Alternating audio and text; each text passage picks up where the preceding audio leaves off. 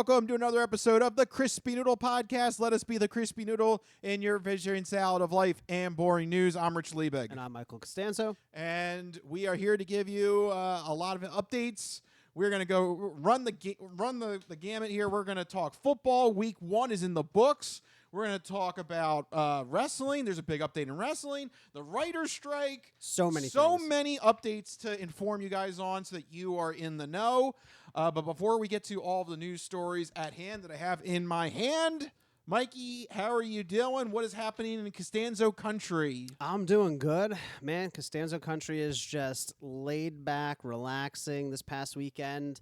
I just sat around and did nothing. All right, fantastic. So, no, you know, update. Every once in a while, you need to have a weekend where you just kind of vegetate, you know? Oh, yeah. And that was this weekend for me. It was kind easy peasy lemon squeezy. Exactly. Yep. It's kind of like a lull and everything. But I did watch a couple of good movies. Now I can't remember what they were. God, I hate when that happens. Very good. What an update, Mike. Thank you. No, there was one movie though that I wanted to talk about. It was Arrival. Have you ever seen Arrival? It's a sci-fi movie. Came out with Amy Adams. Yeah, it came out like several years ago. Yeah. This is your backlog? No, I've seen it before, but Jordan had never seen it, so I was like, okay. let's watch this movie. Because we've said before, if the writer's strike keeps going on, your segment is going to have to, instead of being This Week in Entertainment, it's going to have to be like This Week in Catching Up or something. Yeah, literally. And this is a perfect example. It's on Netflix. It was nominated for a bunch of awards back when it first came out many years ago.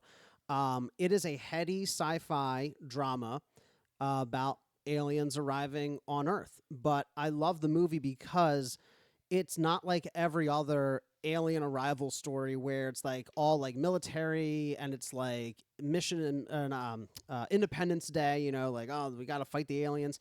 It's completely different. Not like Mars Attacks. Not like Mars Attacks. Not like Independence Day. Nope. Not like that at all. It follows a linguist whose job is to try to decipher the aliens' language so they can communicate.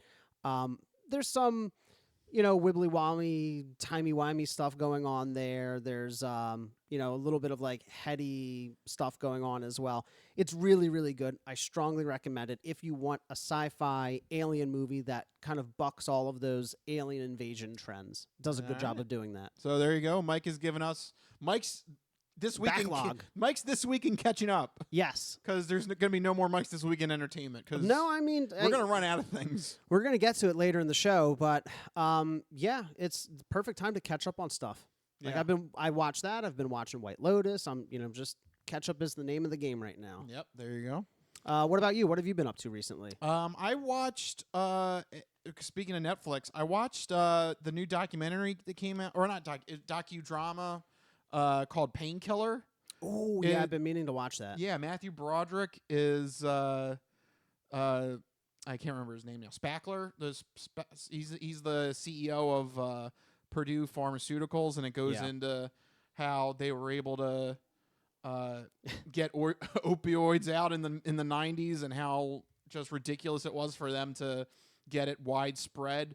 It's 6 episodes. It's a perfect, just like, you know, you get a meaty chunk of it, you know, because it's more than a movie, but it's not like a long TV show either. I like it's a limited series. It's a mini series, and I love that length of show. It's like the perfect amount. Yeah.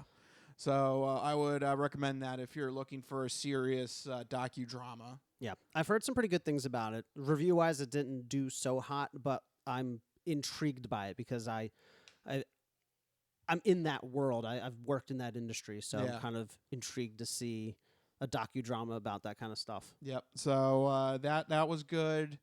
I mean, other than that, it's just been pretty much all football all the time. All football all the time. With that in mind, I think it's only appropriate we start off with the sports sampler. So you're not good at sports. It's a very small part of life. Sports. In your face. Ha ha! It's motherfucking goddamn sons of bitchin' fucking football.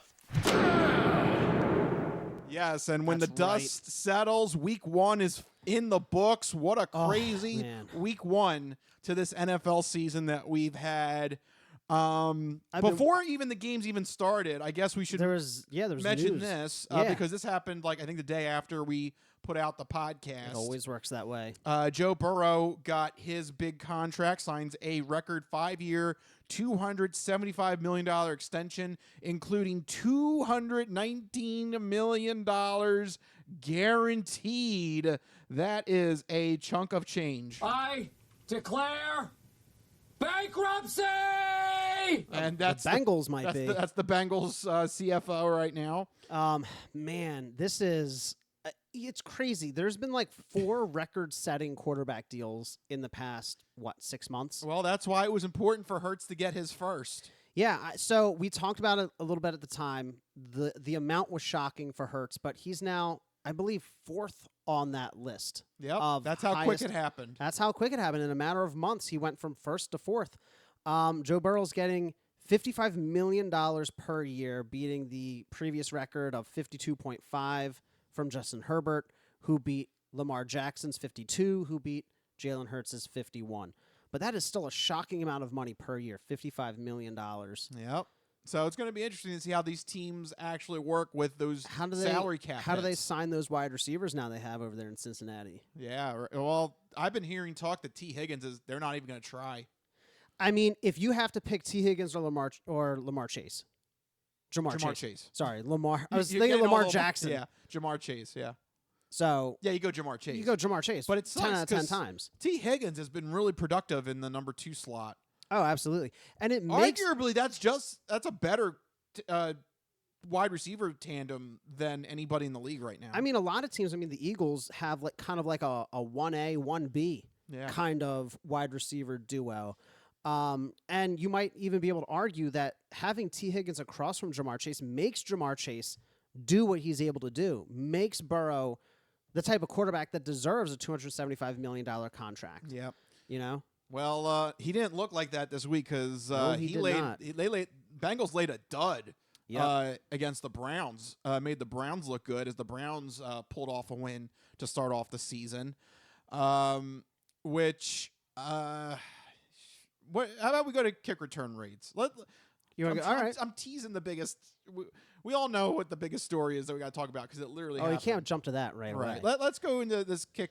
You're a big fan of kick return coverage. I'm a big fan of kick return coverage So, because it's Let's review what you want to discuss here. Yeah, so the kick return rate, we've talked about this before. It is comically low in the NFL. Yeah. We never get to see good returns anymore. And it fell Not on the kickoff. No, and it fell to a historic low in week 1. Only 20% of kickoffs were returned. This is the lowest since 2000 when they started tracking that stat. It's suspected it's the lowest in NFL history. So over 100 years of NFL games. I can't imagine it would be lower. I can't imagine a time where it would be 19%. This is all due to an experimental rule change that automatically spots the ball at the 25-yard line if the returner fair catches the ball inside the 25, which basically it makes it almost impossible to get a return because it means you either got to kick it, short, what am I saying, in front of the 25 or boot it out the end zone or and something. these kickers can easily boot it because it's at the 35. The kick is at 35. Yeah. Yeah. So it's really disappointing for fans. It's disappointing for special teams, coaches, and players because that's how a lot of them are able to make a roster. If, kick returns are going to be fair catches every single time, why bother bringing in players to play on special teams? I think that's what the Eagles are thinking. That's 'cause exactly what the Eagles are thinking. The Eagles' special teams has been very bad, but we'll get to that We in just barely a have little a special teams. This is a non-special team. bit. Yeah, we'll get to that in a minute. But that's why the NFL is still researching a possible adoption of XFL-style kickoff rules that would place the teams, the receiving and returning teams, closer together and further down the field to reduce the speed and distance that the players are running and tackling people. This system that the XFL uses saw a 90% return rate with 0 concussions in their 2020 season. And I know we have concerns about it, but would you rather see returns or no returns? Because that's the point that we're getting to. 20%, it's no fun, yeah. How much longer is it going to be? You know what? Just give them the ball at the 25 and do away with place kickers. I mean, you're hearing that already right now. Yeah, I don't want that. I'd rather have the fluster cluck of completely nice. changing the kickoff formation and rules than starting every game just plopping the ball on the 25. That's no fun. No. It takes a huge element out of the game, a huge surprise factor. We saw return touchdowns this week. End games. Well, those were punt return touchdowns. Or punt returns. Well, true. Different kicking ability. But how long before they modify those rules? Yeah. It's something that they need to alter, I think. I think that's definitely high up on the list of things to tweak in the next off season. Because this is getting ridiculous. It's boring. Yeah. Every time, and I hate the cadence of touchdown scored, commercial break, kickoff, touchback, commercial break. Yeah. Let me see a return. Give me something. Yeah. Or else it's just going to be like, take an extended break. Go to the bathroom, get your Take an extended break, snacks. put the ball in the 25 and be done with it. Yeah. Don't even bother airing the kickoff return. Yeah. It's going to get to that point if this keeps up. Yeah. All right. How about let's go with how about this? We mentioned the Eagles. How about we go into the Eagles recap? You're really pushing it back. Yes. All right, let's talk about the Eagles recap. The Eagles sloppily stumbled to a win against the Patriots, beating them 25-20. And let me tell you something. Those 25 points, boy, I don't know. It was a struggle to get those. Let's do the good, bad, and the ugly. Let's start with the good. Right off the bat, rookie defensive tackle Jalen Carter. Oh, my God. I mean, he made his presence known immediately. I mean, everybody's been raving about him. He led the league with 32% pass rush win rate. He had, I think it was like 6 or 7 pressures and a sack on just 32 snaps. He was constantly in the backfield in Mac Jones's face. I feel like he is now officially taken over for Fletcher Cox. Oh, absolutely. And it made Fletcher Cox better, too. Fletcher Cox was getting in there on a lot of plays as well. But it was because they can rest him more. Yeah, they don't need absolutely. They don't need to have him on every play. Go look at the snap counts. The defensive line, I don't think anybody had more than 50% snap counts. Yeah. I mean, it is just stupidly deep. You have Fletcher Cox, Jalen Carter, Jordan Davis, and Milton Williams on the inside. Brandon Graham, Hassan Reddick, Josh Sweat, Derek Barnett, all on the outside. Just so many talented. I mean, any of these guys could go be starters anywhere else. Yeah, and we have all of them. Yeah, so it's been a bountiful of riches on the defensive line. Yeah. So I mean, overall, defense held them in that game. Yeah, it didn't look like it. Watching the game, I'm like, why are we not doing anything? Because it seemed like we weren't getting pressure. That's just because Mac Jones was throwing the ball in like 2 seconds flat. I mean, it was insane. Well, yeah, it was the old Tom Brady method. It was the old Tom Brady method. You're just going to, little pitch and catch, out into the flat, out into the screen, and that's the perfect offense to attack the Eagles with. And Sean Desai has to come up with something to counter that. Yeah. Because that is going to continue to kill us. That's what other offensive coordinators are going to throw at him. Yeah. So, we were getting pressure. It's just they can't get there any faster. When you have a quarterback throwing in 2.25 seconds, a human just can't move that fast to get there in time. Right. It's just physically impossible. But overall, the defense kept them in that game. But the MVP, Jake Elliott, and he's the reason we won that game. 4 field goals, 2 from 50 plus. Yeah. In the rain. Yes. Come on. Yes. How many times do I get to call out a kicker here for winning us the game? Yeah. And he had that one stupid point after touchdown miss. He missed that, but then he booted a 56-yarder. And it hit the upright and went in. I love that like bank shot. Yeah. I mean, though, I like Jake Elliott. He really came in the clutch there. Even Nick Sirianni, he was the only individual player that Nick Sirianni called out for the win. Yep. So very good. Yes, and the computer agrees. The computer agrees. Awesome. Perfect. Why do you never silence your notifications? I always forget. I'm always concerned with everything else, and I forget about my own notifications. It's okay. Well, is everything okay? Is everything up to snuff over there? I think the computer wants us to get to the bad. Yeah, the computer's getting antsy over there. So the bad. Because this was the definition of an ugly win. It really was. I've never seen the Eagles offense perform. I mean, all of last year, we didn't really have games like we had this past weekend. They could not move the ball at all. They were so rusty. I think they had 4 straight 3-and-outs. Yes. And the defense was like, guys, come on. Yeah. I mean, you're shooting yourselves in the foot. You got to at least come up with 1 first down. Keep the offense, on your, keep the time of possession on your side of the field. It felt so frustrating watching that game. Yeah. And even Nick Sirianni admitted that, he might have to reevaluate his his strategy to preseason. I'm starting to not like this whole thing where we just bench start. We don't touch the starters at all during the preseason. It's not worth. You got to at least get them acclimated. You got to get them back up to game speed somehow. Right. At least give them 1 series. Yeah. Something. Just something like something so that they got the pads on. They've got the motions back. Right. Just. And players are saying it's not rust. I think on offense, it was clearly rust. It was a combination of rust, a new offensive coordinator, because the team is the same. It's the same guys. We swapped out, I think, running backs. That's it. Yeah. Yeah.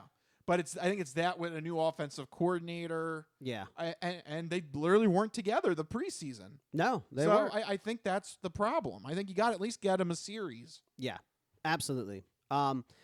It was just really shocking just from every position. I mean, it took them a while to get the wide receivers going. Yep. The offensive line was really shaky. I mean, Lane Johnson looked like a turnstile at one point. Like, the pocket was just always collapsing.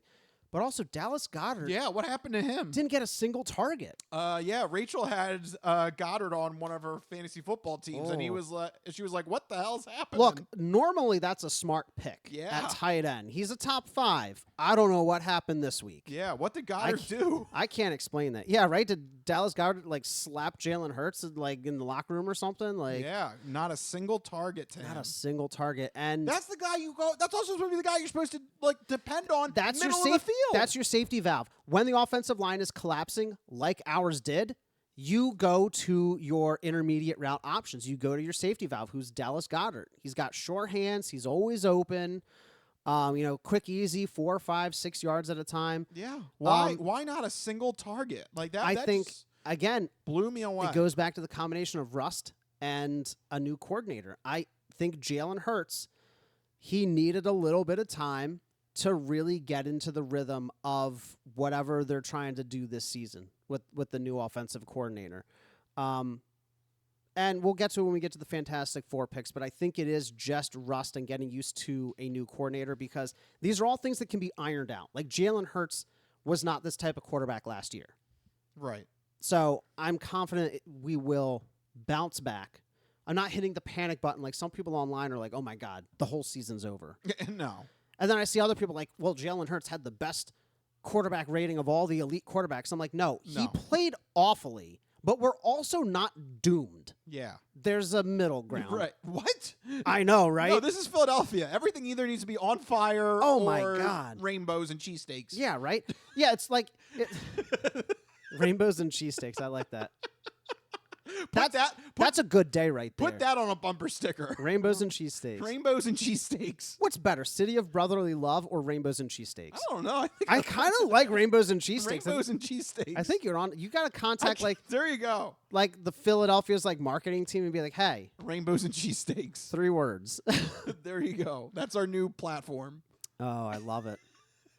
You know what I don't love though is the ugly. Yeah. Linebacker Nakobe Dean placed on IR with a foot/ankle injury. I'm not exactly sure. He's going to miss at least, I think it's 5 weeks minimum or something like 5, It's 6 a shame. weeks. I really wanted to see what he could do in this defense. Yeah.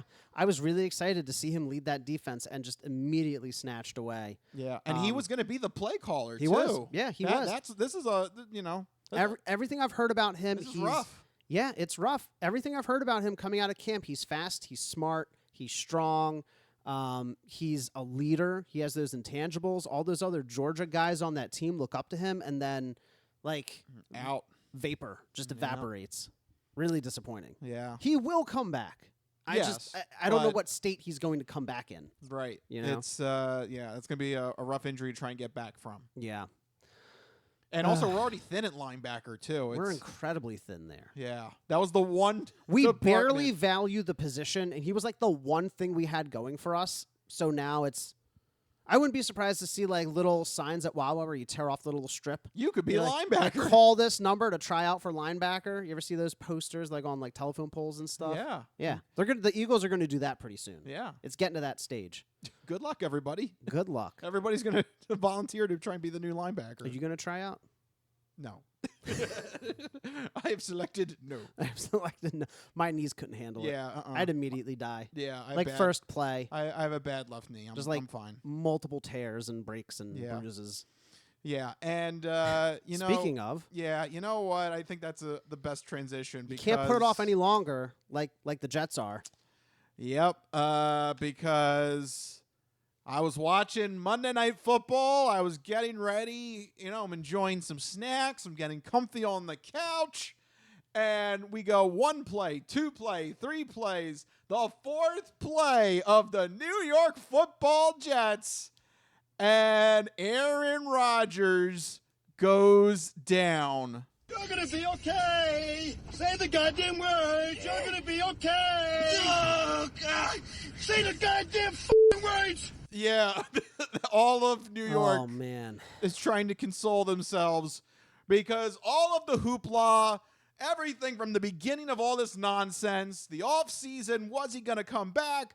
Was he going to retire? What team is he going to get traded to? Oh, he's going to the Jets. Are the Jets going to have a revival? Is this their season that go all in and cash in on a Super Bowl run? Is this the final leg? And it all goes down within, I think, a real time. I think it was like 2 minutes. It was fast. Bam. Aaron Rodgers' era is officially done for 2023 because he goes down on a complete Achilles tear. At his age, he's definitely missing the entire season. From what I hear, he's going to be out from 9 to 11 months. Yeah. At that timeline, that puts his return probably mid-September next year. This is worst case scenario for the Jets. You're gonna be okay. Say the goddamn words. You're gonna be okay. Oh, God. Say the goddamn words. Now, I just can't believe the bad luck and the irony, because everybody's like, you're right, there was so much said and made about the decision to go to New York, and oh my God, it's a complete we revival. literally like covered it like week by week by week. Yeah. I literally made fun of it with an Al Pacino clip. I'm in the dark here. That I had to permanently put on my soundboard for the Darkness Retreat. Yeah. I mean, this was a big deal, the Jets getting Aaron Rodgers. Everybody thought this was going to propel them to a Super Bowl run. I'm in the dark here. Well, Rodgers left the Jets in the dark here. I feel bad. I don't like Rodgers. Get that out of the way. I still feel bad for him as a person that he went down with an Achilles tear. Yes. This isn't something he can quickly come back from. No. This could be a career-ending injury. Yeah, this is what I'm not hearing talked about a whole lot. Like, everybody is, like, He's trying to talk about... 40 years old. Yeah. There's a whole different ballgame getting an Achilles tear and trying to rehab and recover at 25. Right. Versus 40. Right. And here's just the cold, hard facts. Everyone's like, Tom Brady played to 40. Okay. Congratulations, Tom Brady. He played to 45. The number of quarterbacks that make it beyond 40 and have meaningful careers, very, very few. Like Brett Favre, Tom Brady. Did Peyton Manning technically? Kind of. He was basically a skeleton. He was basically a skeleton. Vinny Testaverde, I think, played to 40-something, but he was never a full-time starter. He was brought in just to do a drop kick for the Patriots. Yeah. So, like, the list is very, very short. And, like, two of those guys are Hall of Famers. And Aaron Rodgers will be one day, but the odds of him coming back from this, remember, we're looking at almost a year recovery time. That puts him September next year. He still hasn't really played with this team. He hasn't worked in this offense. He hasn't worked with these guys. Not on a real NFL setting. Well, no. we saw what Russ did for the Eagles. Yeah.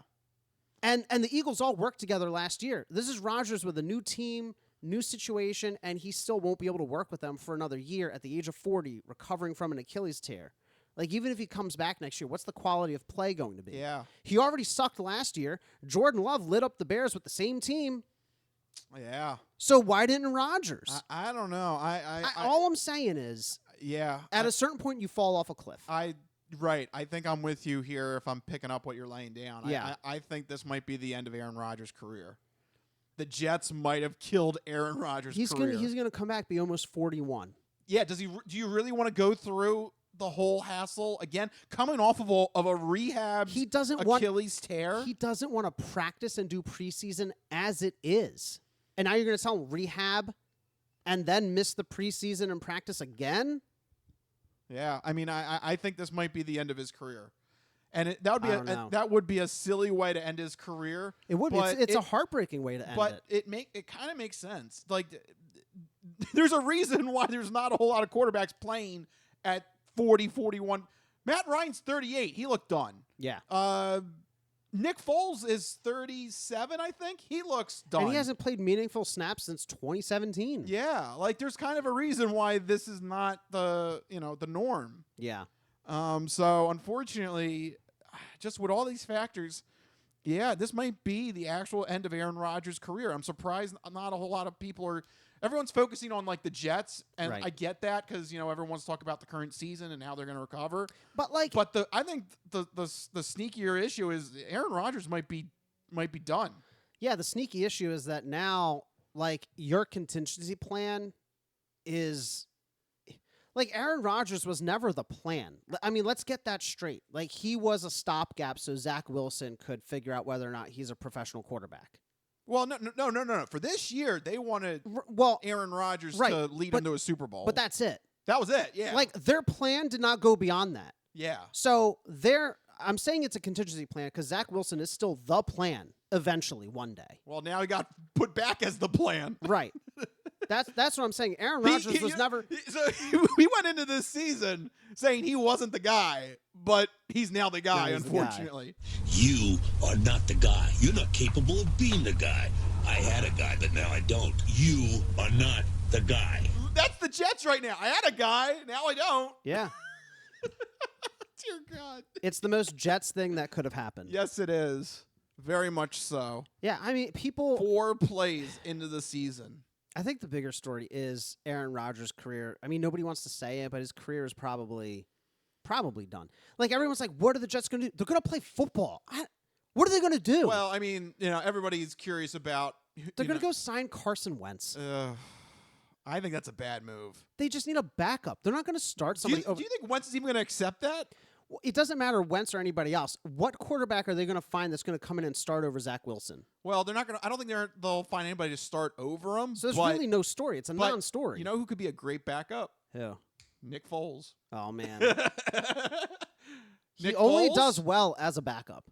Yeah, I mean, he's a free agent. Plot twist. They bring in Carson Wentz. Carson Wentz doesn't work out. Then they bring in Nick Foles, who once again replaces Carson Wentz and leads the Jets to a Super Bowl. Carson Wentz would literally just leave. He's like, Canada is close enough to the Dakotas. I'll be accepted there.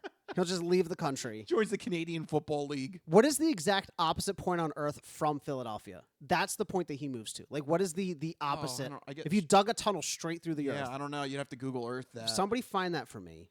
Let me know, because I'm not going to try. No, not Italy. No, that's like a third. No, you got to go more. How do you look this up? I don't know. I'm sure there's a Google response or Google question or something like that. I'm going to look. Tunnel through the Earth from Philly. There you go. Perfect. Already Googled. Oh, here you go. Interactive map shows where you'd pop up if you dug straight through the Earth. This is why you watch the Crispy Noodle podcast, because this is our sports analysis. So where is it? Okay, hold on. Is it working? I gotta go to the map website. All right, he's digging the tunnel right now. I'm digging the tunnel. Let's see. Right. Your location. My location is not New York. All right. While Mike is figuring that out, I just want to go one more time to say this is absolutely crazy. And like we said before, the game plan of going to a 40-year-old quarterback to rest your Super Bowl hopes on, it was just such an idiotic move now in retrospect. Like, it only works with the greats. It worked with Peyton Manning. It worked with Tom Brady. That's not the new normal Right. That is the exception to the rule because they are considered the greatest of this era of football. Every team thinks they're going to bring in some ancient, aging superstar quarterback and like Disney movie their way to a Super Bowl. It doesn't. It worked for the Bucks and the Broncos exactly twice in the history of the NFL almost. Yeah. I'm sure there's probably a few other examples, but for the vast majority of teams, there's 32 teams every year that try the same song and dance, and one or two end up hitting on this. It doesn't work. Yeah. And Carson Wentz, by the way, would end up sadly in the middle of the Indian Ocean. He's just on a little raft. In the middle. That's as far away from Philadelphia as you can get, by the way. It's called an antipode. Oh. I don't Fancy know if that's word. real. It's just called Antipode's Map. I don't know what that means. Okay, there you go. Mikey with the big words. Yeah. Just what the Jets are saying right now. Mm-hmm. You're gonna be okay. Say the goddamn words. You're gonna be okay. Oh, God. Say the goddamn words. No, I think just unfortunately the Jets have no words. Zach Wilson's going to start. They're going to bring in some reliable backup quarterback. They'll sign that guy Arizona just got rid of. You know. Yeah, that's not a good option. That's a good option. They'll Colt McCoy. They'll bring in Carson Wentz. Nick I don't think Foles. Carson Wentz is a good idea. They're going to bring in somebody. They're going to ride the bench behind Zach Wilson. They're going to stumble their way to a 9-8, 10-7 record. I mean, look. So actually, if there is a positive lining to this, Like the Jets are a decent team. the defense really showed up in that game one against the Bills. Yeah. And actually, I'm more worried about the Bills coming out of that game. The Bills looked rough. Yeah. We were kind of automatically writing them as the AFC East champion. I don't think so. I'm glad we didn't put money on the Bills this year like we have the past couple years because I think it was, what's his face? Josh Allen had like 4 or 5 turnovers by himself. Not smart. Yeah, he was not making a lot of bad decisions. One of the Jets defenders earned their contract performance incentive bonus in one game. Yeah, because of the with mistakes 3 he was interceptions. making. Yeah. Yeah. So if I was a Bills fan, I'd be pretty nervous. Yeah, no. The Jets are weirdly I'm They not have that a concerned about them. They have a really good defense. That's going to save them in a lot of games. A good defense, a strong running game. Zach Wilson had another year to learn, to study behind Rodgers in the offseason. They have some new coordinators that might help. So, like, the Jets, weirdly, I feel all right for them. Like, they'll be above average. Maybe sniff the playoffs like last year. They just barely missed. Rodgers being out isn't going to change their... Well, I mean, I think you're being too optimistic. I think they just barely missed the playoffs last year without Breece Hall and without Aaron Rodgers. It's gonna all right. So look, it's gonna come down to Zach Wilson. Like, he's got to play so much smarter. He won them the game. I mean, yes, he does have to play smarter, but he won them the game against the Bills. He did just enough to not lose the game. That's all you got to do. That's all you got to do sometimes. It may not be when it comes to the heavy hitters coming down the pike. They have one of the worst stretches to start off the season. They've got, if I remember correctly, they got Cowboys, Chiefs, Broncos, and then us. That is a tough schedule. That is a tough schedule. The next 4 or 5 weeks are gonna, we're gonna know where exactly the Jets are gonna shake out to be with Zach Wilson. That's a tough schedule. But as we know in Philadelphia, sometimes injuries can rally a team. I mean, don't discredit that. I think it would be helpful if it was if you had the number 1 seed locked up and you were going into the playoffs, as opposed to you have to play the entire season. Look, I'm just saying, I don't think their prospects changed all that much realistically. There was no guarantee Rodgers was going to be good. But Rodgers was definitely going to be a heads better than he didn't complete 1 pass in his 4 plays. Because he got hurt. Okay, but he had 4 plays and he didn't do anything. Well, he handed the ball twice to Breece Hall. Yeah, so he's a loser. Can't even throw the ball. Boy, you really hate Aaron Rodgers, don't you? No, I'm just joking around. I honestly do think, though, that the Jets, we don't know what it would have been with Rodgers, but we know exactly what it is with Zach Wilson, and that is a almost playoff team. Yeah. We're going to see. We'll see. Speaking of looking forward into the future, I think it is now time to go into our segment where we review 4 games that we think you should keep an eye out for in our fantastic 4 picks for week number 2. Are you ready, Mike? I'm ready. Let's do it. There you go. The music is on. What are the games? All right, well, first up, we have an AFC West division rivalry. No, that's not an AFC West division rivalry. Why did I say that? It is just a good AFC matchup. It's a Andy Reid legacy Coaching tree rivalry. matchup. There you go. We have the Kansas City Chiefs at the Jacksonville Jaguars. This is going to be a really good one. Both these teams expected to go deep into the playoffs potentially. A lot of positives on both sides of the ball. Rich, who do you see coming out ahead in this one? Oh, man. So, yeah, I know. This is Dougie P going up against Andy Reid. The Chiefs suffering a shocking loss in the NFL season debut. But I think that was a wake-up call to get their defense right. They were able to stop the holdout of, I can't remember his name now, the guy on the defense. Chris Jones. Chris Jones, thank you very much. That's going to be big for them. That's big to get him back. I wish Travis Kelce would be coming back. We still don't know the extent of his injury. But I have to believe the Chiefs are not going to start the season 0-2. That is very, very concerning if Andy Reid starts the season off 0-2. I mean, I think it's something like 12% of teams that start 0-2 make the playoffs. That is a death knell. I don't think I think Patrick Mahomes and Andy Reid, they're going to rally the team together. We cannot afford to start the season off 0-2, especially in a very competitive AFC conference.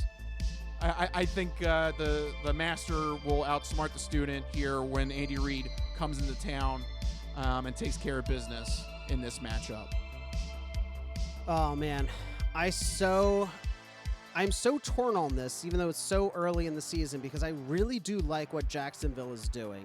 And the Chiefs really struggled against a good Lions team, but I don't think that the Lions are, they're good. I'm expecting them to probably win that division, but they still have a lot of growing pains to work through. Jacksonville, though, is a known playoff contender. It's going to be an even different story. You know, everything that the Lions have going for them, the Jaguars also have going for them.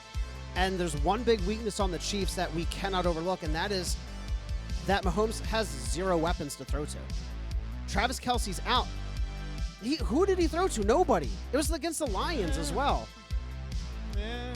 Their leading receiver had 2 receptions, Rich. Oh, really? Yes. Oh. That is their receiving leader. MVS didn't. MVS had 2 receptions for 48 yards. Oh, that is bad. They got to work that system better. They got to figure something out. The Jaguars could give them a lot of trouble. That being said, I do think that Andy Reid will have his team bounce back. Andy Reid really doesn't have bad teams. Like all his years here in Philly, I think his worst record was 4-12, and that was at the very, very end. Yeah, when he got But he fired. was going through personal stuff and he got fired. But until that point, I think almost every single season pretty much was a winning season. Yeah. 1 or 2. Going notwithstanding. 0-2 is very un Andy Reid like. Right. Yeah. So I think just trends, you got to go with Chiefs. Yeah, I think I'm not fully convinced, but I feel like the Chiefs will take that loss, turn it into inspiration, and go out and beat the Jaguars. The Jaguars going to be brought back down to earth a little bit here with a little bit of a humbling loss, but I think it could be a close game, and I would not be surprised if the Jaguars actually do pull it out. I'm still going with Chiefs, though. That would be rough for the Chiefs. It would be. Crazier things have happened. Like maybe the Rams beating the 49ers in an NFC West division rivalry. We have San Francisco traveling to LA to face off against their in-state and division rival.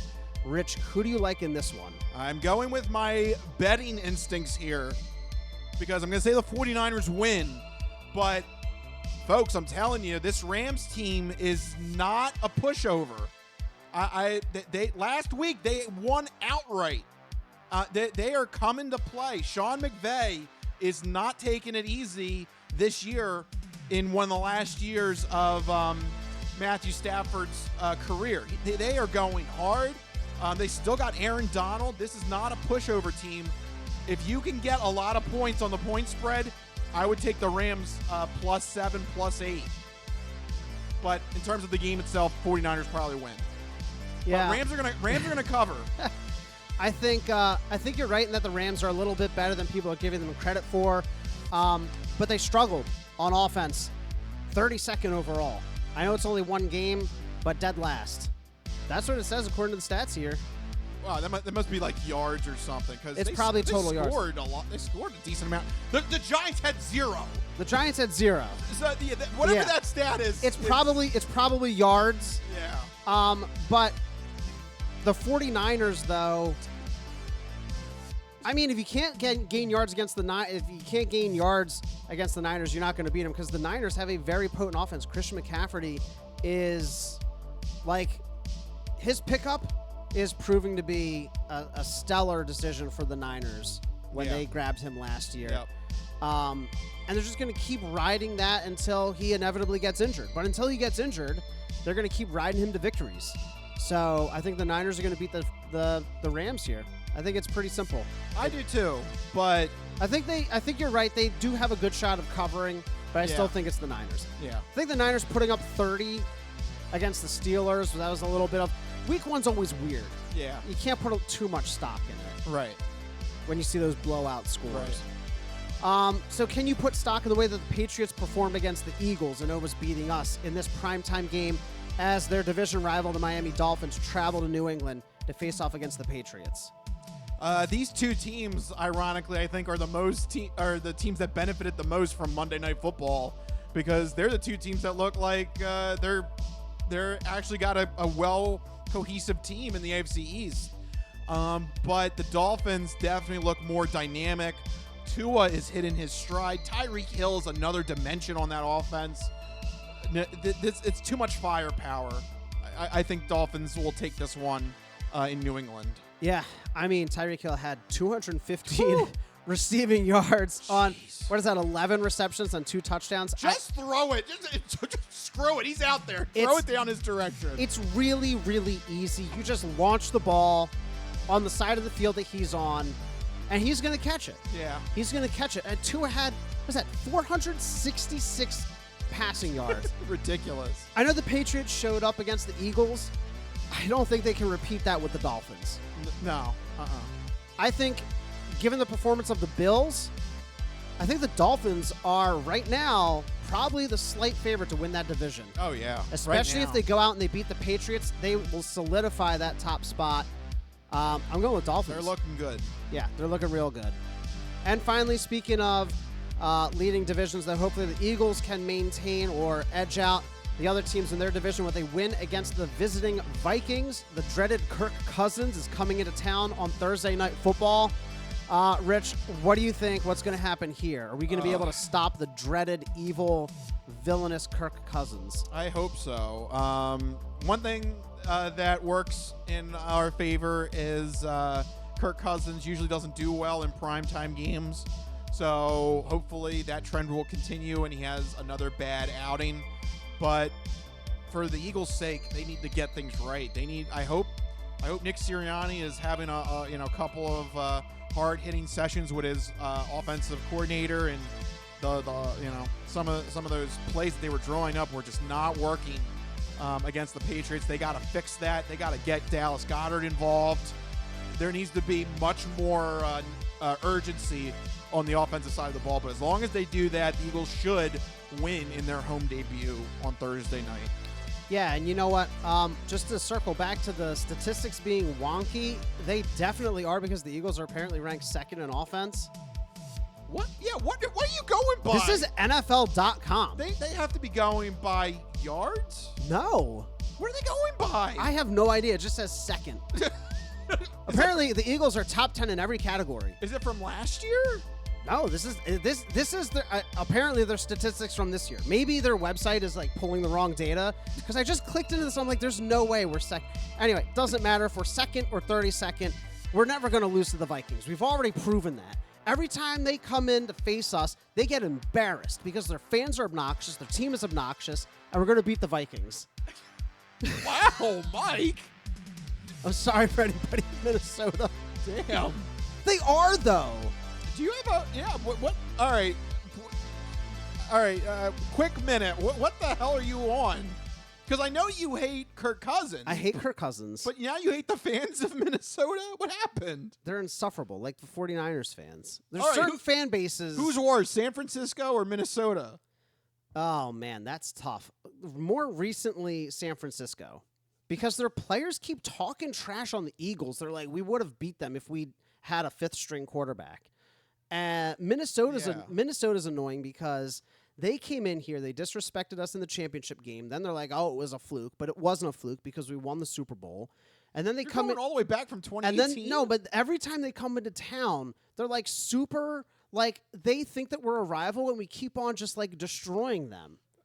Like every time they play us, they're like, we're going to get revenge. And then we just smack them down.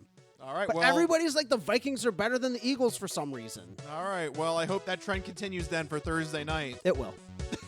Damn, Mike is. I dislike Kirk Cousins. I dislike the Vikings. What can I say? I wear my emotions on my sleeve. There you go. All right, Mike is pumping confidence into the Eagles. We're gonna lose now. Yeah, look what you did. Good job, Mike. But on that note, we got to wrap up the sports sampler and take a break, but don't go anywhere because we still have the entertainment entree and then the non-fortune cookie. Odd news coming your way after the break. Don't go anywhere. This is the Crispy Noodle Podcast.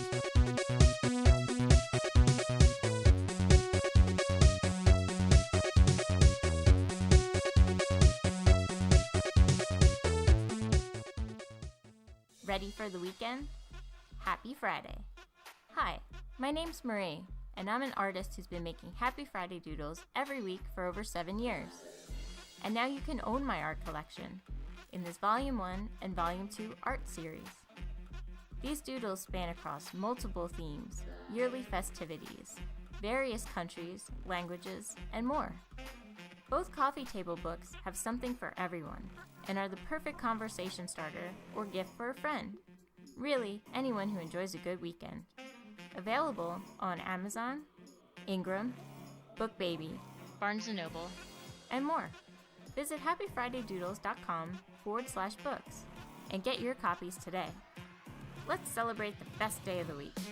Happy Friday.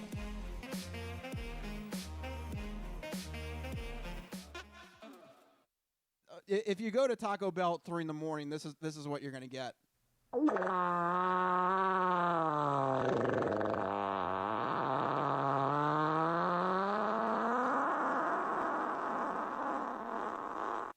Yeah, That clip is already coming into play. Yes, already. So there you go. Stop. What happened? The thing went on. Well, how did that turn on? That was I weird. don't know. The fart sound. The fart sound turned Amazon on? I think the fart sound turned on my Echo. What the I hell? don't know. It turned on. What are you doing, Jeff Bezos? What are you into? Basically, he's listening to fart sounds. He's listening to our fart sounds. Oh, my God. I changed the trigger word to fart. I got to fart at it now. I don't know what happened. That's really awkward. You're going to have to... Excuse me. Excuse me. How can I help you? You may need some bell. Do you want me to automatically order you Pepto-Bismol? I don't know why. I don't know why I'm talking to it solely through farts now. It actually, you fart into it. Fart once for yes and twice for no. No. Actually, you fart into the device, and then Yeah. Amazon can determine what medicine you need. Oh, right. Wow. That's next level right there. Or what you've been eating and what you want to reorder. Oh. I detect Cheetos. Would you like to subscribe? Would you like a bulk order of Cheetos? Oh, yes, please.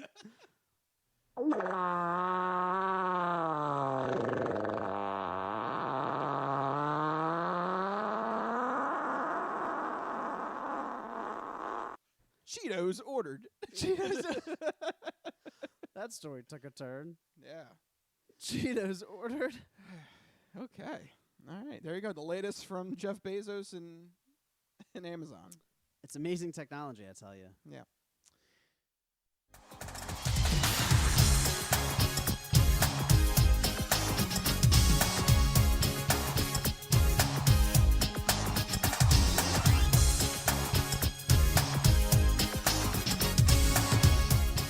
Oh, yeah. We're back here on the Crispy Noodle Podcast. All right, at least there's one thing that can make us universally feel good, and that is the fact that football is finally back. That's right. Week 1 in the books. Looking forward to week 2 and looking forward to seeing how well that the Eagles do and how our bets do and how our predictions will fare in the upcoming weeks. That is definitely one of my favorite parts about the football season coming back. Hello? There you go. Oh, yeah. Mike Why is my mic? Jeez. Mike didn't pay the operator. I upset the Vikings fans so much. Actually, what is going on? Yeah, look what you did. You criticized Minnesota. Now Minnesota's coming back to haunt you. All right. Well, it sounds like it's better now. Yeah, I think we're fine. But there was a poltergeist earlier. Yeah, you've been having some strange things. The lights. We were having dinner right here on this table. Here. If you're watching the video podcast, we're having dinner right here. And we were talking, I forget what the hell we were talking about. We're talking about the curse of the Jets. The curse? I think. And you were doing like a lot of hand motions because you're Italian, obviously. Right, as one does. But it looked like you were conjuring. And when you did it, like the lights The flickered. lights started flickering, and it was like flickering like a lot. Yeah. So I don't know. You have some weird mojo going on Between over there. the lights and the microphone. I don't know, man. Yeah. There's I don't know. some evil spirit demon thing going on. Yeah, we gotta watch you out on your side of the table over there. It's evil over here. Yeah. Maybe this is another E to add to our next segment because it's the entertainment entree. So maybe it's an evil entertainment entree coming your way. Ooh.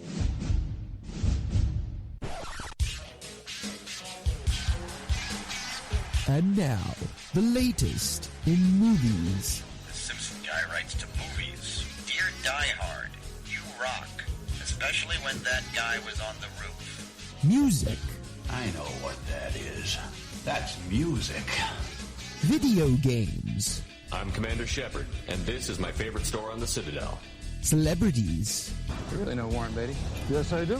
I took a leak next to him once at the Golden Globes. And more. You were the all-singing, all-dancing crap of the world. This is the entertainment entree. All right, there you go. Officially entertainment entree time. And the theme song is the old NWO theme, Wrestling Stable. And that's appropriate because the first thing I want to just knock off on the entertainment entree is a little bit of sports entertainment in the world of professional wrestling. This is a big week because as of today, as of the recording of this podcast and the day the podcast comes out, this is the official end of Vince McMahon controlling the WWE. Did you know that? I did not. Yeah, it's crazy. As of right now, he does not single-handedly run the WWE. It is officially done. The deal with Endeavor, they've officially bought 51% stake in WWE, which makes it an official majority controlling stake, in which they have merged the WWE and the UFC into a new entity called TKO Group Holdings. So that's so boring, though. Well, TKO stands for technical knockout. So I guess fighting is okay.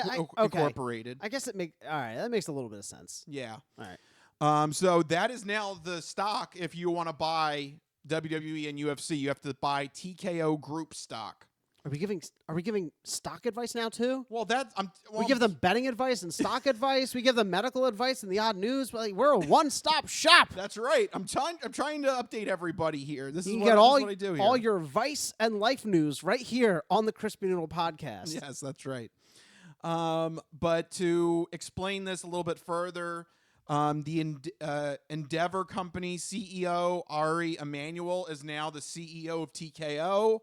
So he's the head honcho, and then below him are the two branches, WWE and UFC. Never the twain shall meet because UFC is actual fighting. WWE is scripted, choreographed fighting. And on that level, then Vince McMahon is executive chairman of WWE, and Dana White is CEO of UFC.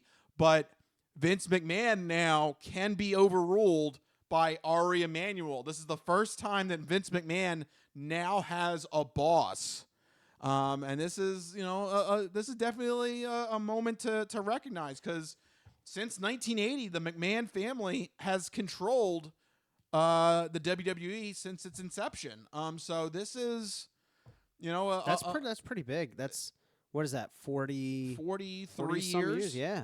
Wow. Yeah, 43 years that McMahon has been running his wrestling organization without a boss. So, I mean, did they try to stop this purchasing of a controlling stake, or did they invite this? Like, with the McMahons? Yeah, they invited. Yeah, they invited it. I'm trying to figure out where on the level of succession is this happening. I mean, it is a little bit like Succession because Vince McMahon. It's a family business that's looking to get bought. Yeah, you know? he did not leave this entirely to his kids. Yeah, or Triple H. Triple H is his son-in-law. Yeah, I mean, you would have thought maybe he could have handed it over to him. I guess there was so much money. I don't know. There's no information about money here. I guess there was so much money involved in this that he. Oh yeah, we're talking about billions of dollars. He just couldn't say no. Yeah. B billions. Oh yeah, definitely. Anytime B is involved, it kind of moves the needle. Yeah, it's hard to walk away from the B word. Yeah. Now 999 million. I've seen more. Yeah. What's that? But no, joking aside, that's pretty monumental in the world of wrestling because, like you said, they've been pretty much the singular name in wrestling. I know there's been like competing groups and competing like leagues and everything, but like for all intents and purposes, they were the big game in town. You know, they still are. I mean, they are. Yeah, they still are. I guess this just changes the reporting structure. If this new CEO was smart, and I assume, hopefully, that he is, he won't get too involved in the direction of the WWE. You know, I feel like he's probably just buying this as more, thing to make him more money, and not to like fiddle with what works. Because clearly it works. WWE has completely monopolized wrestling. Just about. I mean, the only other game in town is all elite wrestling. That's like very recent. Yeah, and they could easily be gobbled up. Yeah. I mean, we could blink and tomorrow they could be part of this deal as well. Yeah, something could happen with them. Yeah. So I don't think this new CEO is going to do anything to upset that current balance and way of doing things. He'd be foolish to try, I think. Possibly, but you never know. And I mean, what's the vibe you're getting from the fandom, the wrestling fandom? You know, I think this is the structure that they want to have in place because Vince McMahon is 78. He's, this is his official succession plan. He's, it's like Logan in Succession. Yeah. He turned 81, and it's like, am I just going to leave billions of dollars on the table? No. They offered a good way to buy me out, and I'm going to take it. Yeah. So it's kind of crazy he didn't leave it all to his kids, but I'm sure there's contingency plans in there to take care of the family, right? I would have to imagine that there's some, payout for them. Maybe not. Who knows? But as of the actual ownership, WWE no longer is owned by Vince McMahon. And Vince McMahon now technically has a boss for the first time in his 43 years of running WWE. That's pretty crazy. Yeah. So I mean, his title is it's just nominal, right? He doesn't do anything. He's 78. Yeah. But I'm sure, he would like to have his stamp of approval on things if he wanted to, but I guess. Nevertheless, there you go. The line in the sand has been made today. It's a new era. It is. It's a new world order. How do you like that reference? Yeah, how do you like very good. Yeah, very good, Mike. There you go. And I'll make this reference. You represent what I detest. You're a punk walking in the back door with your hand open, looking for a free lick. When you're looking for a free lick, you go to Ric Somebody Flair. Definitely got a free lick in this deal. Yeah. Speaking of people trying to get free licks. Oh, boy. Let's get to the Hollywood strike update. Mike, what do you have? This is now your new weekly segment. It is. It's a weekly segment. Like I've been saying the past, I don't know how, it's been months now. As long as the strike is going on, I'm going to try and do my best not to try to support or promote works that have been struck. Instead, we're going to provide strike updates. So this week, we have a couple of updates here. Warner Brothers Discovery has officially suspended deals with top creators like Mindy Kaling, J.J. Abrams, and others.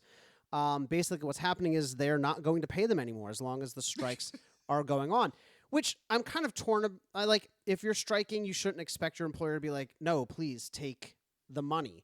But at the same time, it's clearly being done as a bargaining, negotiating tactic to try and force these top producer writers to weigh in more forcefully on the ongoing strike, maybe drive a wedge in between the different factions to get a little bit of leverage. I don't know if it's coincidence, but so much of the bad news surrounding the strike usually comes out of Warner Brothers Discovery. Like, have you gotten, like, every time I have an update, it's always them and Disney doing something completely shady and unethical. Yeah. They've been in the firing line a lot. I think those are probably the two groups that are causing the biggest. I haven't heard anything about, Paramount or Viacom, CBS, NBC Universal. I know Amazon and Netflix have some issues, but like for their part, Apple hasn't really. I don't know. They haven't been dragged through the mud a lot. I don't know if that's just because of good PR, but Warner Brothers Discovery really gets slammed. Every piece of bad news seems to be about them. But despite all that bad news and despite this most recent move by them to impact strikers, the Writers Guild says that studios are actually ready to negotiate a fair, real deal. The latest coming out of it, the Writers Guild says that the recent talks with the AMPTP have gone well. They've said that one executive claimed to have acknowledged that the studios must give up more than usual to settle the negotiation. Apparently, another executive reportedly said that they need a deal badly. That's pretty strong words. Oh, good for you. Yeah. Yeah, I mean, shocker, right? Get on it. Get on it, really. The WGA also says that on every issue they've brought forward, they've had at least one legacy studio executive say they could accommodate the request. So a lot of these studio executives are starting to acquiesce to these requests.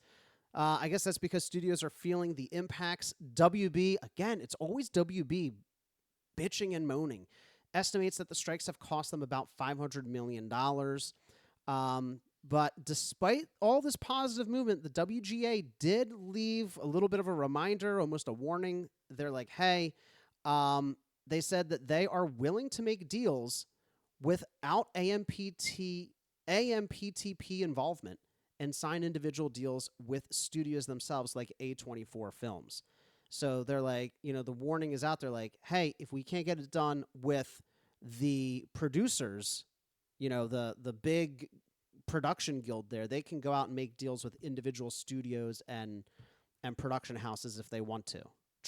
They're trying, in their way to break up the AMPTP, like the AMPTP is trying to break up the writers and the actors. There's a whole bunch of tactics going back and forth. Yeah. Because, and I know why the WGA is taking this tact, because apparently internally in the AMPTP, there's a divide between traditional studios and streamers. Because obviously Apple and Netflix and Amazon have much different, they have much different end goals than the traditional studios do. There's an entirely different thing, streaming residuals and, revealing numbers and stuff. Like, it's completely different worlds, and they can't get on the same page. So WGA is saying, hey, if you want to get something done, we can get something done individually if you want. So they're putting it all out there on the table. But a kind of negative update here, Drew Barrymore, we got to talk about this. Weirdly enough, I never thought I'd have to talk about Drew Barrymore. Yeah. I can't even tell you much about her other than this most recent controversy. Drew Barrymore has decided to move forward with season 4 of her talk show, despite the strikes. This is a problem because she employs WGA writers. However, they're just going to move forward without them. So is she hiring like strike breakers then? No, they're just going to move forward without their union writers. And I'll get to it in a second, but she says that her show was, quote, built for sensitive times, end quote, mentioning they launched during the pandemic, which I guess makes them uniquely situated to handle. I may not know my flowers, but I know a bitch when I see one. Yeah, and let me tell you something. I don't know a lot about Drew Barrymore, but these next couple of statements kind of really sour me on her. She went on to say that, quote, I want to be there to provide what writers do so well, which is a way to bring us together or help us make sense of the human experience. I hope for a resolve for everyone, end quote. But I still need to make money. Right. But then here's the icing, though. She says that she concludes by saying she is returning with a, quote, astute humility. No. Okay. No, just no. Right? Yeah. Yes, but still watch my show. But still watch my show. Please. I may not know my flowers, but I know a bitch when I see one. It weirdly, Rich, it weirdly gets uglier because we mentioned that they can't move forward with the WGA writers, right? So they're just not going to have writers. They're going to, I guess, forsake those staff members. Just keep in mind that any guests that they have won't be able to discuss or promote past, present, or future projects. But here's where it gets a little dicey, because the WGA is planning to picket the production. But SAG has said that she's breaking no rules because she's an actor, she's part of the guild, but talk shows are handled under a different agreement that's not currently under negotiation. So now for the first time, you have the two unions on opposite sides here. The SAG's like, you go get them, and the WGA is like, you can't do that. Oh, my God. So this is exactly what we were just talking about. The AMPTP wants. They want the unions to be at odds with each other. So why is Drew Barrymore doing this? I don't know. It's really weird. It's very upsetting. I feel like she got like a secret... Like, did she get a kickback from CBS? Right. I feel like she got a secret handshake agreement to get more money to split these two unions up that were in league. I'm telling you, go online, just Google Drew Barrymore. It is almost exclusively negative press about this move. She was recently, within an hour of this recording, dropped as the National Book Awards host because of the backlash. Because writers stick together. Yeah. Right? Screw you. It gets had enough of this. It gets more upsetting. The WGA is going so far as to say that Barrymore and other non-writing production staff would ultimately take on the writing roles of the WGA members that aren't working and would therefore make them scabs, right? Yeah. Because they can't not write the show. They can't just get out there. Like, they can't be us on CBS. Could you imagine putting us on CBS? Yeah. We get canceled so fast. We just run with this. We write our stuff too, though. Here we go. Here's the show. And then I just have sound clips. That's just sound clips. But this cannot be made good. It's shameful. It's a shameful, shameful day. Yeah. It just really bothers me that they're not moving forward with their WGA writers, and they're also not standing in solidarity with them. But also, they're actively removing fans from the audience who are wearing WGA pins. So this is where it gets even more upsetting because apparently as some fans were making their way into a taping, the WGA is picketing, they're handing out pins. 2 audience members were removed for wearing the pins. And then once they made it back outside, they're like, well, if they think that we're strikers, we might as well join them. So they started picketing with them. Yeah, there you go. Take that. But Drew Barrymore and CBS said that it was because of increased security concerns. Yeah, right. I just think this is a really bad look. And I'm really upset with Drew Barrymore for this because there's more conscientious and supportive ways of getting back to work and standing with strikers. For example, I'm sure you know that all the late night show hosts have a podcast called Strike Force 5. Yeah. It's like Kimmel, Fallon, I can't remember the rest of them now. Colbert, John Oliver. Yeah. I think Jon Stewart's part of it too, but I'm not sure. And they do this podcast, and all the proceeds are going to their staff members and writers. I mean, there you go. You're increasing publicity. You're making money. You're giving it back to the people who help you make your shows. But Drew Barrymore, is she right or is she wrong? Like, this reeks to me. Yeah. One of 2 things I think is happening here. Either she is actually really dumb and she doesn't realize what is going on. And could be. And I don't know. Maybe someone told her, hey, you could still have your show. Do this. And she's like, okay. Or she secretly behind the scenes is smart, playing up the dumb role. and just took a huge payout from CBS? And just took a huge bribe from CBS. I think it's weird that it's coming at the, like the studios have been trying to drive this wedge between the unions, and then here comes Drew Barrymore, both a SAG member, but who also employs WGA, and immediately, like, divides the two unions. Yeah. Those two unions, as up to this point, were working side by side. Because if one caves, if one decides to sign a deal, it's basically endgame for the other one. Yeah. It makes the other union look like they're not being reasonable. Right. The more solidarity, the more power. And Drew Barrymore is like spitting in the face of this. Yeah. Either she's too dumb to know what's going on, or she knows exactly what is going on, and she's profiting off of it. Yeah, she's getting some sort of profit out of this. Either of those situations is not good for her. Yeah. And I fully support the backlash because you're a member of these unions. Why would you...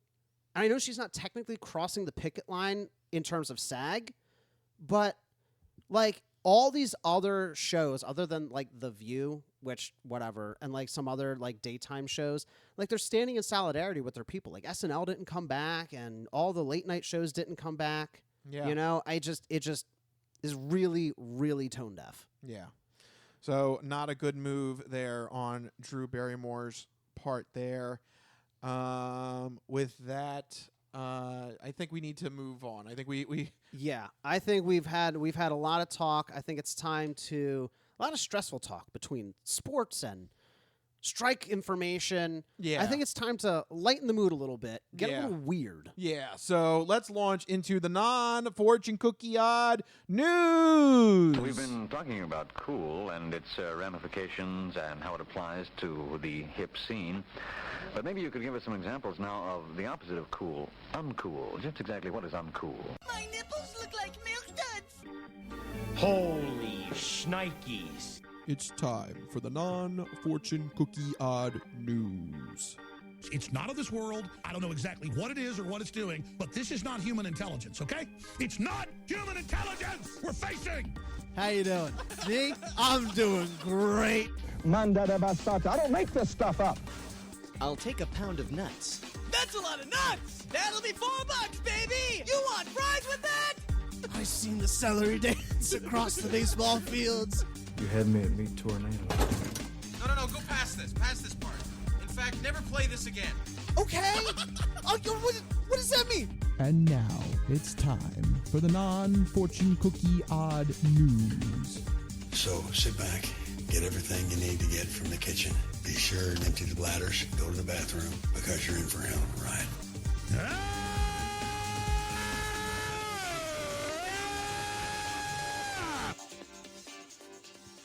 Odd news. That's right, everyone. It's time for the non-fortune cookie odd news here in this segment. Rich researches the news, he reads the news, and then I react to the news. He finds a weird and wacky story, keeps it hidden from me, which ensures that all of my reactions are my genuine gut reactions to hearing this story for the very first time. I don't know what's about to happen. You guys don't know what's about to happen, and even Rich doesn't know what's about to happen because these stories always take us down wacky and wild paths, and I'm ready to get started. Do I even need to ask? Yes, you do. What? Yeah. Are we not going to the Holy Land of Florida? No. Oh, my. Well, where are we going? We are going to somewhere, though, with a sound clip. Oh, let me think. Yeah. Is it Tennessee? Yo, we're from Tennessee. It's good to yell at people and tell them you're from Tennessee. That way you'll be safe. Yeah. Really? Did I get it? Yep. We haven't played the Tennessee man. clip in a while. I was like, what clips do we have for different states? With geographic locations. Yeah. Yo, we're from Tennessee. It's good to yell at people and tell them you're from Tennessee. That way you'll be safe. Yeah, okay. You'll be safe. So we're safe in Tennessee. Well, you're supposed to be. Uh-oh. So are we not safe in Tennessee? Let's get to the story here. Okay. We're going to talk about the case of 64-year-old Charles Doty. Charles Doty. Okay. Yeah, good old Charles Doty here. And he decided to go to Little Caesars. Fine establishment, I guess. Right? Never tried it. I don't know. Are there hot and ready pizzas really hot and ready? Well, that's his question here. Wait, are you serious? Yes. So let's see his case here. So he decided to walk into the local Little Caesars. Okay. And he wanted to order a $6 pepperoni pizza. You can't beat that deal right there. Right. I mean, that's pretty cheap for a pizza. I mean, be real for me. Like, on the scale of pizzerias, where's Little Caesars? Like, I'm talking on a scale of, like, I don't know, authentic, like, pizza from like Italy or like one of these big pizza cities to, I don't know, a pizza out of a trash can? Where's the Little Caesars fall? That's a big scale. Yeah, right. I don't know how you're measuring the scale. Out of the here. chains, Domino's, Pizza Hut, Little Above Caesars, Domino's. Papa John's. Above Domino's. I don't like Domino's. I'm no, sorry. You don't. You put them at the bottom. Yeah. Okay. But I prefer. I enjoy Papa John's. I think Papa John's is a really good pizza. I have to admit, I've only ever tried Domino's in the past like decade. I have not tried Papa John's, Pizza Hut, or Little Caesars. I think I gotta eat more pizza. Yeah, you gotta have more. You gotta have more fast food pizza. Yes, that's really your concern. I grew up across the street from a pizzeria. Right. See, that's problem, my thing. The problem is you're an Ambler. There's a lot of good actual like homemade. There's pizza like no spots. less than like 4 pizzerias in Ambler. Yeah, so you're good here, but Yeah. in terms of fast food pizzas, you haven't had experience with. Right. Yeah. I gotta brush up. So he ordered a $6 pepperoni pizza. He said though that it started to take more than 10 minutes to prepare. Ooh, not good. Yeah, not right. Good. What were you just saying? It's supposed to be hot and ready. Isn't that their whole gimmick, like hot and ready pizza? Right? Yes. Isn't that what they say? Yes. So he is getting a little upset. It's not ready. He said that he should get a free order of Crazy Bread. I don't know. Wait, what is Crazy Bread? I'm on their website right now. To place is that an a order. thing? I don't know. Can you Google? Is that a? I don't know if that's a thing. Let me see. Today's deals. There's something called a calzone. Tiny calzone. So he demanded a free order of Little Caesars Crazy Bread. Okay, and did they? I don't know if that's. Is that a thing? I'm Did desperately he just make up a term. He may have. I'm desperately trying to look up. Okay, yeah, sure. Start my order. I'm not actually ordering. I'm just trying to get to like a menu on their website. Okay, so you're saying he wanted Crazy Bread? Yes. Yeah. So it's breadsticks. Okay, they just call that Crazy Bread. 8 breadsticks with flavors of butter and garlic, then sprinkled with Parmesan cheese. They're garlic Parmesan breadsticks. Okay, so he thinks That's Crazy Bread? He thinks he should deserve that for free because he's waiting more than 10 minutes. Okay. I mean, it's only $4 worth of bread, so they could have just given it to him. Yeah. The cashier at the stand, who it was her first day working for Little Caesars. Oh, that's tough. Said that she could not give him free Crazy Bread, that she did not have the authority to do so. So that's when Doty became incensed and left the restaurant, which is about 5 miles from his residence. When he returned, he decided to bring his AK-47 and point it at the worker. No, God! No, God, please, no! No! No! No! No, I'm gonna f***ing kill you, motherfucker, old style! Why do people just have the craziest weapons just always available? An AK-47? A full-blown AK-47. Does he think he's in a video game or something? He's in Grand Theft Auto? Oh! Now you f***ed up! You have f***ed up now! He brought it with him and said to the female worker, "How's my order going?" Oh, man, that's so aggressive. Yeah?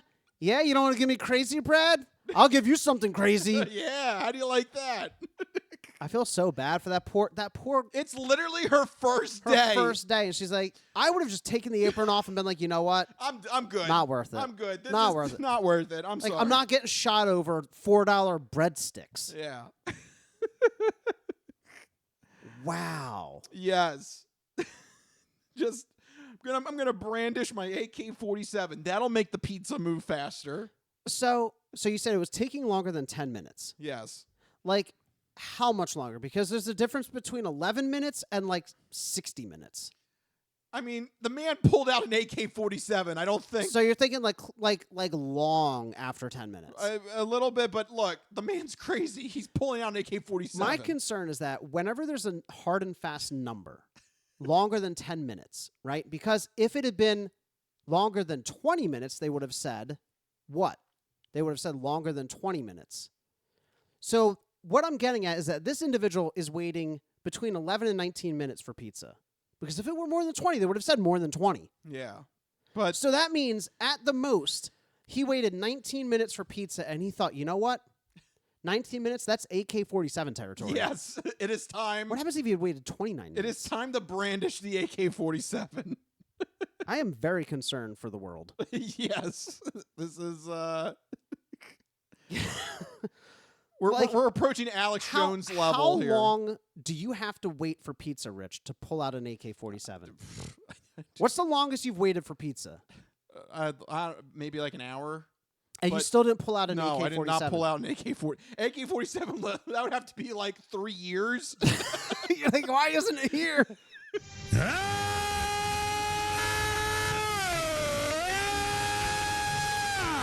That's Rich 2.5 years after ordering a pepperoni pizza. Yeah.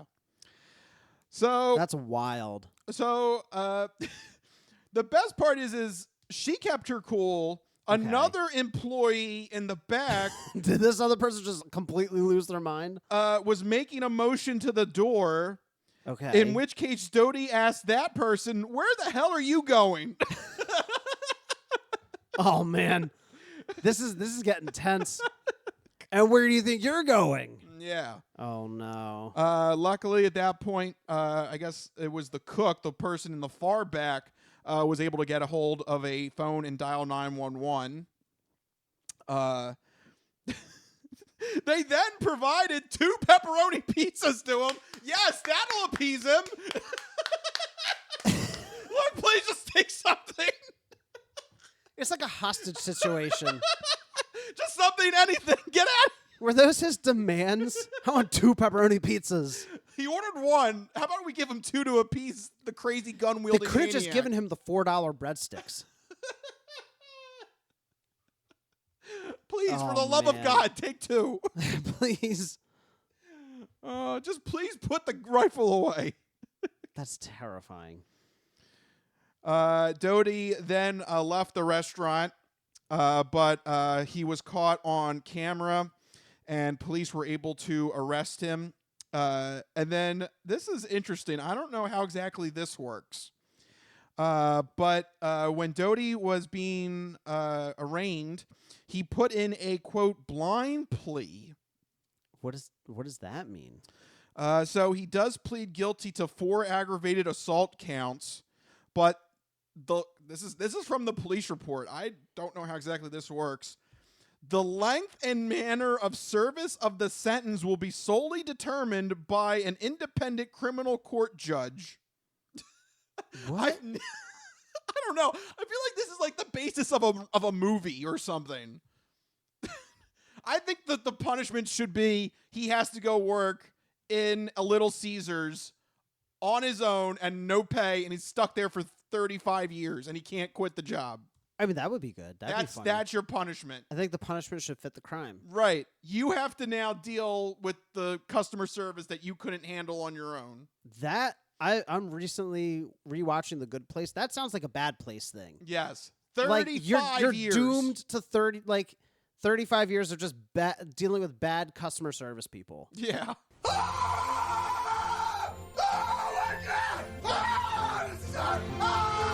That would be the audio of him pulling pizzas out of the oven. Yeah. So that's called a blind plea. Yeah, I'm trying to look up blind. Not blind pee, no. I know. I was about to say blind that's pee. Not good. That's when you close your eyes in the bathroom. Yeah, that's not good. You don't. A lot of public bathrooms look like that, though. Yeah, you don't hit the target. It's not good. What is a blind plea? Yes. This is so weird. I've never heard of that. Right. We've been doing the odd news for 10 years or so. I've never heard this come up in the odd news. You can make plea deals with the prosecutor to plead guilty to a lesser crime in exchange for getting a lighter sentence. So if you don't get a plea agreement, this is like a whole article. What in the heck? All right. Mike, I don't know what to tell you. I have the definition here. Didn't make any sense. That still didn't make any sense. So what was it? The length and manner of service of the sentence will be solely determined by an independent criminal court judge. Okay, so basically, there's a separate judge. Are you pleading guilty? Yes, you still plead guilty. And so he's pleading guilty to 4 aggravated assault counts. why does it matter that it's another judge? I don't know. Like, how does it affect it? You're like, oh, maybe the other judge will hate me less. Maybe. Yeah, it's like a roulette spin. Like, maybe. But, like, it doesn't make sense. Like, if you're like, you get, I don't know, 1 year for every person you murder or something. And, like, another judge is going to be like, you know what? You're a fine person. You go free. Like, I don't understand. Yeah, like, you go free? Is it like some kind of, like, standard? Like, there's some kind of set, like, amount? It's a roulette spin. It's like, oh, let's see what this judge has to say. But don't, I guess. Sure, why not? Look, he's getting... What happens if he gets a worse judge? Well, then he's going to go serve up pizzas for the rest of his life.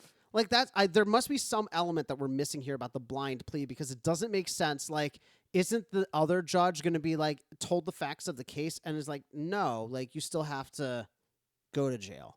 No, I'm telling you, this is the basis of a movie plot. This is where you get a judge who's going to be like, I'm going to have a creative sentence for you. You're going to be stuck in a pizzeria for 35 years. I'm going to go back to school, go to law school. Become a judge. Become a judge. And we're going to institute weird punishments for crimes. Absolutely. Weird sentences. Like, if somebody accidentally, like, hits a car, I'm going to make them have to have their car hit every time they go driving. Just get T-boned every time they leave the house in their car. No, you become an auto mechanic. You have to fix all the cars. Okay, that's better. Because my punishment would end up killing somebody. I think it would. Yeah, not good. You can't fight crime with more crime. This is literally... doesn't it sound like this is the basis of a movie? Like, this is how you get, like, wacky sentences. Yeah, I mean, it does. It does sound like it would be a good, like, I don't know, like crime drama. Or not crime drama, crime comedy. Yeah, like a crime... Yeah. Like, wasn't a crimedy? Wasn't there an episode? Oh, crimedy. Yeah. Isn't there isn't the fake pilot episode of Seinfeld? Is someone hurts Jerry and someone has to become his butler, and like it's because he sued the guy and the. It's something like that. I don't remember that, but I do remember there's an episode of The Simpsons where Homer he either gets sent to hell or he has like a vision of hell. And the devil's like, oh, since you love donuts so much, we're going to make you eat donuts until you burst. But Homer never gets full. So he just keeps eating the donuts, eating and eating and eating.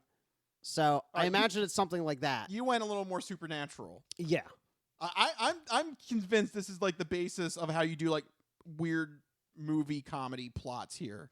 Blind plea. That's how you do it. I think that would be fun. Like a comedy based on that. There's, now I'm thinking about it. There is an old, it's like from like 91, 92. That's ancient. It's a throwaway movie that Joe Pesci was in called The Super.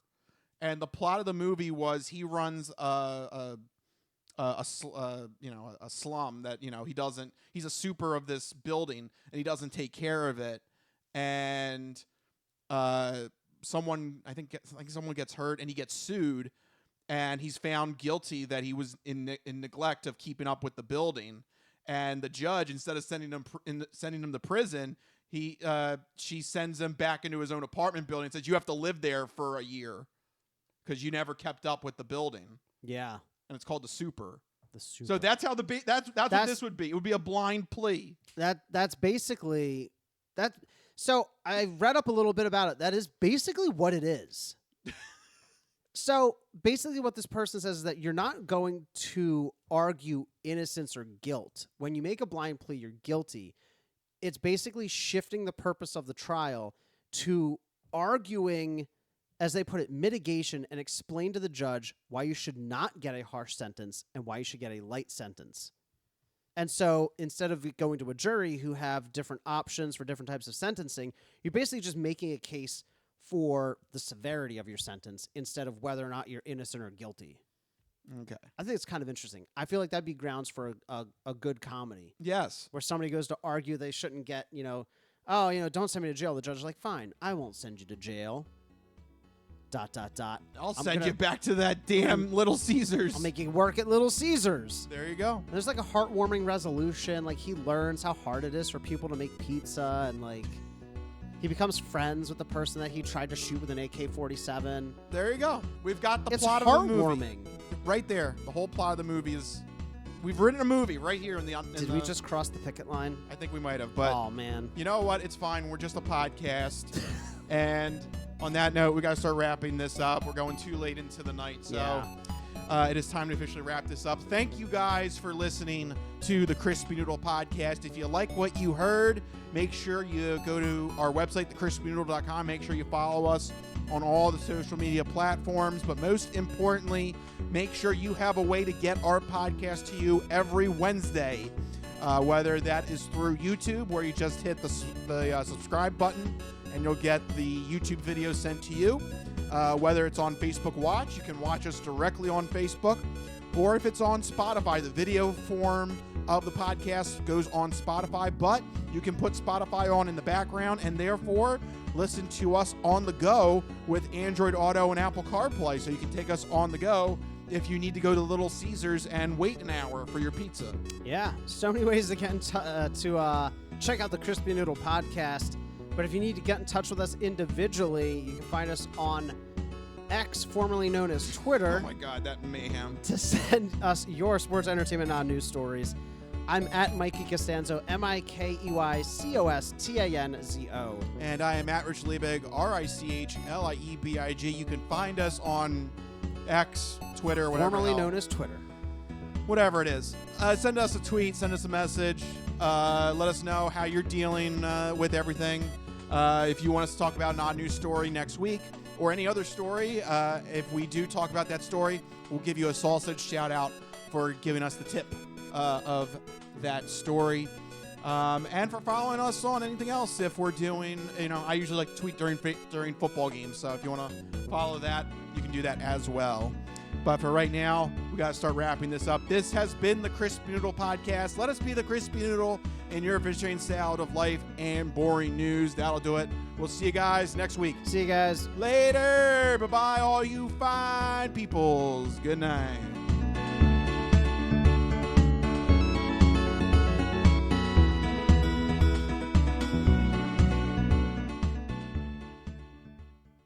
Some of us have great stories, pretty stories that take place at lakes with boats and friends and noodle salad.